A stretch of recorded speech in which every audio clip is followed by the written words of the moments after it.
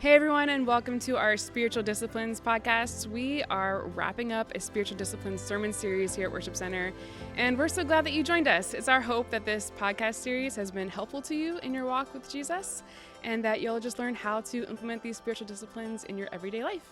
My name is Chelsea, and I'm here with my co-host, Pastor Matt. Hey, Chelsea. Hello. Nice to see you. And hello. It's nice to see you too. And our guest, Pastor Eric. Hi. Hi. Thank you for joining us. All right. Are you guys ready for the transition into fall? We're going into it. What's your favorite season if you had to pick one? Eric, what about you? I'm going with fall. I love the sound of a football being caught and my team's playing. Yeah, definitely. I've never heard that explanation before. The sound of a football being caught. Yes. I like it. It's very specific. Leather on the hands. There's something about that. What about you, Matt? Yeah, well, it's probably not new information, but I love summer. So when it turns to fall, I get kind of sad because it gets darker earlier. It starts not being so hot. And Did you like the back to school season? No. At all? Nope. Okay. No. I can't remember the last time I was excited about going back to school. So it probably was a year, but it wasn't any time Oh, recent. man, I'm just a huge nerd. I love back to school, but Back I to do love school? summer. I mean, summer's probably my favorite season. Yeah. But I also love back to school. Yeah. I like Best part, I love Mom, pencils. You know, Yeah, Mom taking you pencils. to the store Yes. to get new Buying school clothes. supplies. Yes, buying school supplies, back to school day pictures. I love my kids are probably like not loving it as much as I do, but Yeah. it's great. Well, today we're talking about the spiritual disciplines of silence and solitude, which I think go pretty well hand in hand together. But I think they might be kind of intimidating for someone who's never done that before or is hearing about it. And it's like, how do I implement the spiritual disciplines of silence and solitude? It sounds very mystical to me. But I want to start off this conversation by reading in Mark 1:35. It says, very early in the morning, while it was still dark, Jesus got up, left the house, and went off to a solitary place where he prayed. Simon and his companions went to look for him, and then when they found him, they exclaimed, "Everyone is looking for you." Jesus replied, "Let us go somewhere else to the nearby villages so I can preach there also. That is why I have come." So he traveled throughout Galilee, preaching in their synagogues and driving out demons. And something that I've noticed just through reading the Gospels is how often Jesus goes off to be alone and be silent and pray. And so I just want to ask the question to begin our conversation. Jesus did this, so why is it important that we practice these spiritual disciplines of silence and solitude? That's a great question. Our brains need a rest from the noise of life. I think it's actually spiritually important, psychologically important, and even physically important that we stop and rest our brains. I like the idea that Jesus even talks about it says he went to a desolate place. To me, that means a place where the only one that you're going to find that's enough in that desolate place is his Father, is God, you know. And so, I think our brains really need that kind of rest. Yeah, that's really good. Yeah, when I think about the fact that Jesus had to withdraw and get away from the crowds, it makes me think about my own schedule and my own life, really, that I can't pull away for a little bit or feel the need to, or see how important it is to. If Jesus had to do it, to your point, Chelsea, I mean, how much more do we need to? And I think on that particular passage, talks about how Jesus all day he was with people and there were needs and he was healing people. And I think there's even a statement that says the whole village saw what Jesus was doing. Yeah.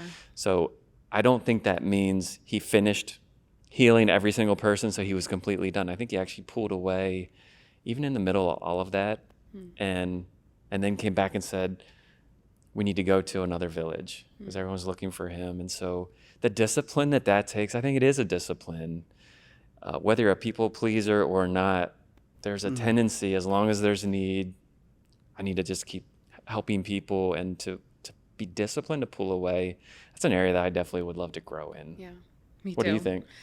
Well, as you were saying that, I just kind of, I don't want to read too much into scripture where it doesn't say it explicitly, but something that I noticed in this passage is that Jesus went away to be alone and he came back with an answer of what he was going to do next. And I think that it's hard to really hear God's voice when you're not consistently drawing close to him and silencing the things that are distracting you. Yeah. Which is actually a really great segue into my next question. Something that we talk about in our spiritual or faith practices class, which focuses on spiritual disciplines, is the fact that distraction is a huge factor when it comes to faith and a detriment to our faith. So I'm wondering, how have you been distracted by, quote unquote, the noise of the world, and how has it impacted your spiritual health in the past? For me personally, the noise of the world would look like needs being presented to me as a pastor or as a father, as a husband, as a grandfather. And that need wants to take like center stage, and just consume like my energy, my thought process. And the fact is that I can go into that kind of fight or flight brain, and that's not a great place to make decisions at all. So the noise of the world for me often is represented by a need that's brought to my attention that I don't quite know how to fix. And then as a man, I want to go into fixer mode. And that actually appeals to my ego. My ego wants to say, you can do this. You got to, get up and get her going and take care of business. But that's not a good place to move from because it's operating out of my own strength. And so in those moments, to stop and listen, like, Lord, what are you doing here? Is there something you want to drop in my heart right now that would make a difference? Does that make sense to you, Matt? Yeah, absolutely. For sure. I was thinking about, as you were talking, Eric, for me, I'm a little bit more introverted personality-wise. So if life is busy, I can tend to withdraw from people, but not necessarily to plug in or to pause and pray, but just to be replaying problems that need to be solved or situations, try to solve those. And so my brain can, even if I'm withdrawing from, at home, for example, I can withdraw from people or from conversation, be a little bit checked out, but at the same time, my brain is going, and it's not healthy. It's not a good pattern to be in. So for me, it's been challenging to learn as an introvert how to kind of shut my brain off and to engage with people. Yeah. And the only way to do that is if there's regular times of withdrawing to find strength from God's word, or, to be still in the presence of God, to have that regular practice, to be refueled, to be re-energized. And so again, I guess going back to calling this a spiritual discipline, it's like a practice of, there is that time to solve problems, and then there's that time to take a break from it. So I think you're exactly right what you're saying.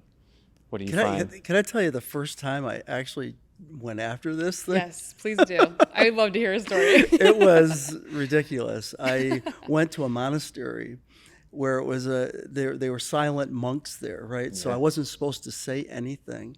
And I remember going to the chapel, and it was totally dark in there. I don't know why they had to keep it dark, but anyway, I got in there and I kneeled down on this wooden kneeler, feeling really uncomfortable. And I bet you I was 5 seconds into it thinking, I'm going to go crazy. This is not working, And then the next morning, at these particular monks, they actually made bread that a lot of people in Rochester eat. And so I was toasting some bread and I was reading some scriptures over off to the side, but my toast started to burn in the toaster, and it set off the alarms. In the silent monastery. in the silent monastery. So like all the monks are kind of walking in there giving me this dirty look like, what are you doing? I'm trying to be silent in solitudeness. Anyway, I'm just acknowledging that it's it's a challenge. Yeah. It is. It really is. Yeah, I think especially because we live in a very distracted world. It's to get away and be alone and silent is actually a lot harder than it sounds. And I mean, for me, my distractions are often, if I'm like practicing the spiritual discipline, what distracts me is often my thoughts. And I found, just as I've been able to practice this discipline, that my thoughts actually are revealing the idols in my life. So my distractions end up being Wow. the things that I'm like, things that distract me from Christ are the things that I'm worshiping more than Him. And I find that a lot of it is the things that I'm worried about. And so it always goes back to, oh man, I'm trusting myself or putting my trust in myself way more than I'm putting my trust in Christ. And I often have to be like, Lord, I'm sorry for like constantly allowing my thoughts to distract me from the truth about who you are. And it's taken me a while to get to that point. I started practicing this discipline a little bit in college. And so since then, as I've gotten to this point, I realize now what those distractions are, and what's keeping me away from Christ is often the things that I am idolizing in my life. So I'm curious. We're not really talking about the spiritual discipline of Sabbath as much in the sermon series, but I think that Sabbath could play a big role in these spiritual disciplines. Yeah. So what do you guys think about using Sabbath, or how Sabbath plays a role in the spiritual disciplines of silence and solitude? One of the goals that Cindy and I have set before ourselves is to have a Sabbath each week. And one of our the main challenge that we give each other is we're not going to try to solve anything during this 24-hour period. We're not going to ruminate over. You like that? Yeah, that's cool. Yeah, but I mean, it has really been helpful. So that way, for instance, we'll like take a drive to Longwood Gardens or something, and we'll bring a book, and we're purposing not to try to get into solve mode. It's actually pretty interesting, because when you step away from something, it's almost like when you step back into it, you're refreshed, like you're thinking about it differently. I think it was Winston Churchill, I may be wrong in this, but I think it was him who actually had a time each day where he would just stare out the window and just think, just because the guy needed brain space, and so I can understand why. But He's probably busy. yeah, kind of, but that's been really, really helpful to us. And when we were over in Israel, and our daughters, the gal who oversaw her program there, she invited us over to her home for Shabbat, and it was wild. I mean, like the whole country. They told me it would happen, but when you see the whole country actually shut down, you're like, wow, can that happen? And the economy still function? And guess what? The world kept spinning. It was kind of wonderful. Wow. Yeah. When you're talking about Winston Churchill, I think it was him too. While the war was going on, I think once a week he would go out to his gardens and like do gardening, and like he had beautiful gardens there. Just distract his yeah, mind. just to like yeah. unplug from, I guess, war strategy. Yeah, yeah. So in some ways, you could see how people could be hard on him. It's like, wait, you're going out gardening while people are, right, sacrificing their lives, but he had the foresight to know that he needed that to have a clear mind. Yeah. But yeah, so I think there's an example there. It's interesting. You talk to really busy people or business owners sometimes, and they'll talk about fly fishing. I mean, and they're totally engrossed in it, and I build my own flies and everything. And then when I think about that a little bit more, I'm like, oh, I know why they're doing that. They need that brain space just to sort of pull back and rest. Yeah. I've heard it said that if you work with your hands, Sabbath with your mind, and if you work with your mind, Sabbath with your hands. Oh, I love that. I haven't heard that. Say that again, would you? Okay. I'm going to try and get it right. If you work with your mind, Sabbath with your hands. Yeah. If you work with your hands, Sabbath with your mind. That's good. The way I've interpreted that in our lives is just in the stage of life that we're in with kids and my job, we are on screens a lot. Like my kids do screens for school. I work on a screen all the time for work. And so Sabbath for us often looks like we are not doing screens unless we're doing something like it's very purposeful what we choose to watch. Something that like for us, it's like, does it glorify God? Does it like awaken whatever sense we have of, oh, God created this, or this God is so awesome. Or it's like a time where we sit as a family. We have like Sabbath nights sometimes where we're like, no screens, we're all reading books. So we all go into our own corner of the living room and read books, or the kids play with whatever. And it's been really helpful for us because it's like, it just turns down whatever I've been doing in my mind all week or what I've been doing with my hands, depending on what I'm working on. And it helps me just kind of refocus my attention on God. But yeah, this is turning into a Sabbath podcast, but That's good though. You're teaching your kids from a Yeah. young age to value that. I commend you for that. That's I mean, great. yeah, it's definitely something that we are still working on too. It's hard. Yeah. It's hard to turn things off, Yeah. Yeah, no matter what definitely. it is. But yeah, I would love to know. This is a great way to ask this question and going into this question. How do you personally implement silence and solitude in your lives? Yeah. It's a great question. There's just we have gotten into a ritual. I would say is how it kind of rolls out for us. There's a prayer that I pray literally every morning, and then one of my kids is involved. We're praying for one of our kids' families. They each have a day of the week, and there's just it could sound religious to some people. But to me, it's just really important to just have that built in as I pray protection over my family and pray specifically for each one of the kids. And then we have different areas like praying for the United States, praying for the gospel to reach the nations. There's specific days that I kind of do that on. And then we roll into breakfast where we're going to read some devotional thought.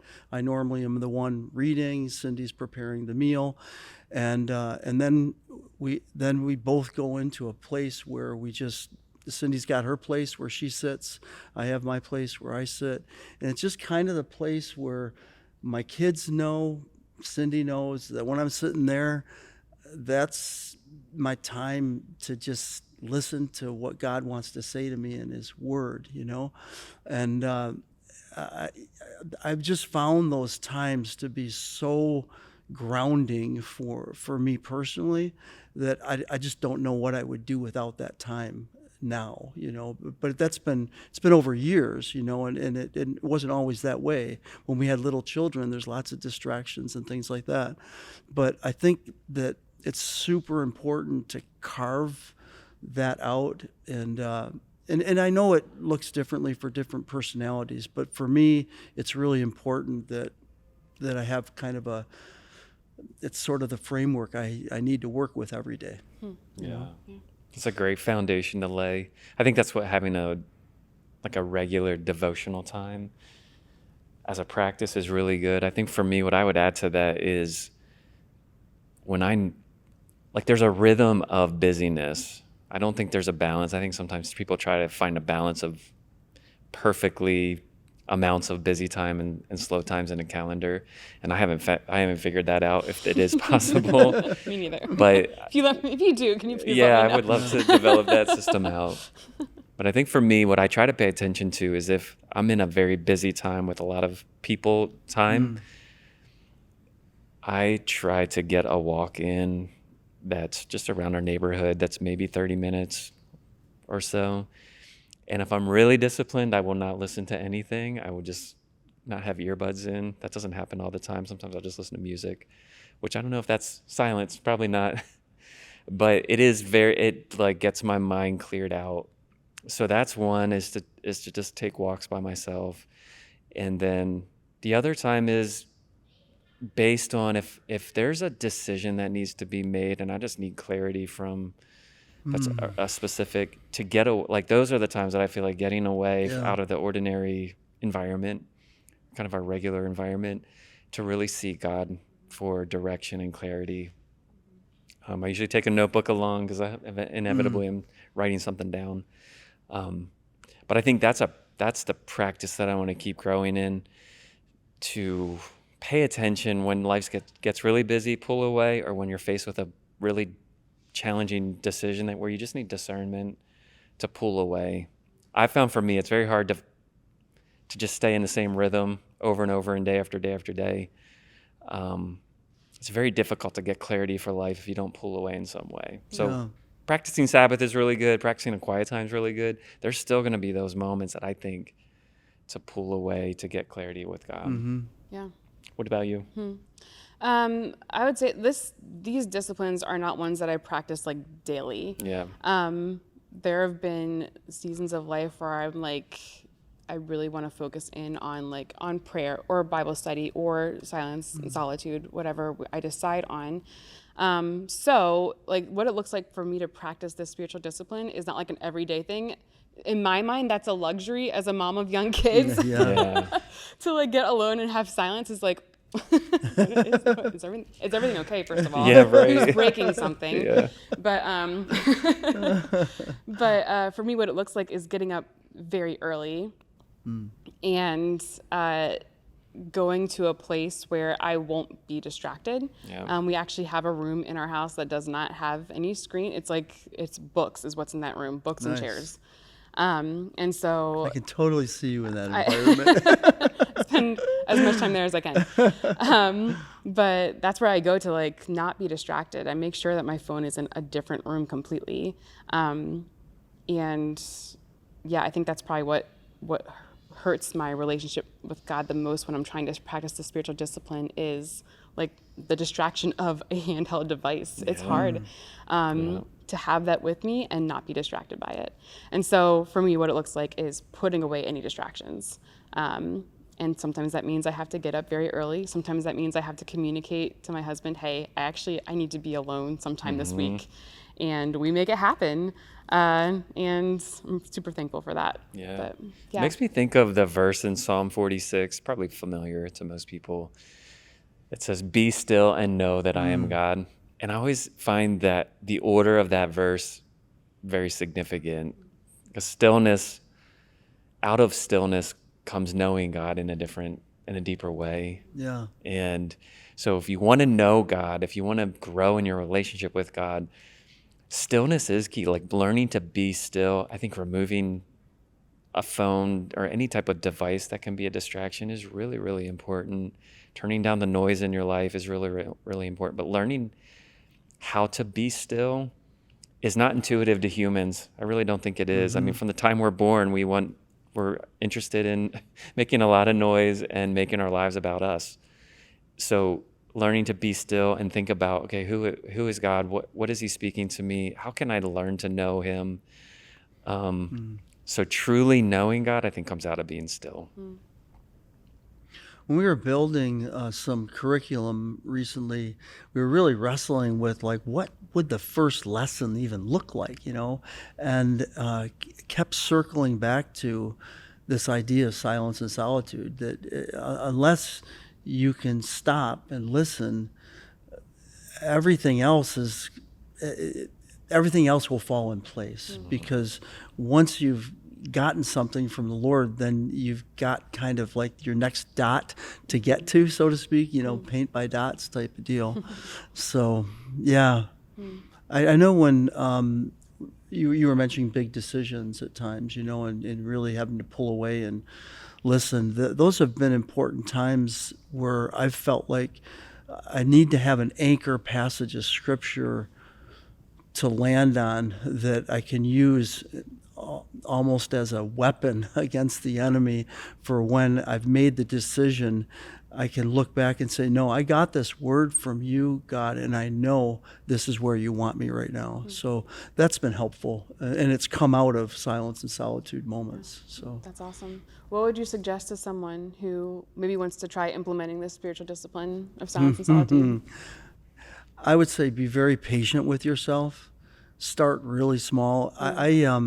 I'm not kidding. It was probably 45 seconds in that monastery, and I was just like, I don't know if I can do this, So I think being patient with yourself, Deborah Fileta, we're reading her book Reset right now. She actually challenges us with 10 minutes. And so Cindy and I did like this 10-minute pause. It felt like an hour, you know? Yeah. It really did. So I would just say be patient and know that God will meet you in that space. But you got to stop. Yeah. Yeah, I would add to that. Actually, walks I think are really good to find silence and solitude while you're walking. It is tempting to listen to something, and I found that it takes discipline not to. But I mean, Jesus would get away. He would walk. He would walk in the middle of the night. He would, and he would find places that people couldn't find him, which is just always so intriguing to me. So I think that it would also be a good place to start. Have a walk. Have some thought on your mind that you want clarity, and take a walk, and then you have a natural start and an end to it. Yeah. I think the only thing I would add to those things is like putting away distractions, anything that might distract you, but also taking notice. If you're like just sitting and practicing silence and solitude and trying to just be in the presence of God, taking notice of the thoughts that are coming into your brain. Yeah, that's great. And writing them down, or if for me, like if it's a worry or something that almost feels like self-focused, to just surrender it to God and just say like, Lord, like I give you this thought, this thing that's distracting me from who you are, who I'm trying to focus on who you are right now. And I admit that that's distracting me, and please just take it from me so I can focus on the truth of who you are. So yeah, and I really starting small.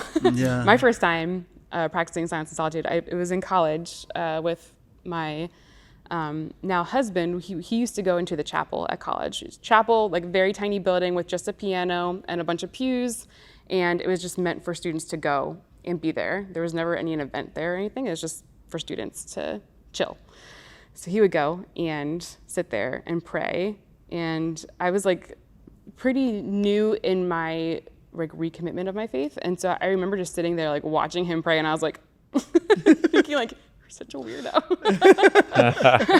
How long is this gonna last? But, yeah, I was like, okay, can we like go get Mexican now, or but yeah, it was actually a really good example for me. So maybe find someone who practices this already and ask their advice. Like, what do you do?